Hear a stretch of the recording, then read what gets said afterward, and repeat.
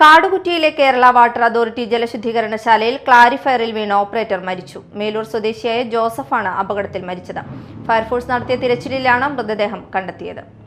കാടുകുറ്റി പഞ്ചായത്തിലെ വൈന്തലയിൽ പ്രവർത്തിക്കുന്ന Kerala water authority ജലശുദ്ധീകരണശാലയിലെ ക്ലാരിഫയറിൽ വീണ് ഓപ്പറേറ്റർ മരിച്ചു. മേലൂർ സ്വദേശിയായ പെരേപ്പാടൻ വീട്ടിൽ ജോസഫാണ് മരിച്ചത്. ഉച്ചയ്ക്ക് 2 മണിയോടെ ജോലിയിൽ പ്രവേശിച്ച ജോസഫിനെ രാത്രി ഭക്ഷണ സമയമായ 9:30 കാണാതായതിനെ തുടർന്ന് സഹപ്രവർത്തകർ തെരച്ചിൽ ആരംഭിച്ചു.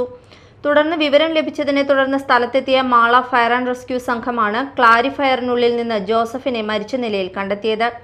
ഫയർഫോഴ്സ് സംഘം മൃതദേഹം പുറത്തെടുത്ത് ചാലക്കുടി താലൂക്ക് ആശുപത്രിയിലേക്ക് മാറ്റി.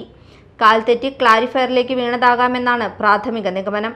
സംഭവസ്ഥലത്തെത്തിയ മാള പോലീസ് തുടർ നടപടികൾ സ്വീകരിച്ചു. മരണകാരണം സംബന്ധിച്ച് കൂടുതൽ അന്വേഷണം പുരോഗമിക്കുകയാണെന്ന് പോലീസ് അറിയിച്ചു. Media time, Mala.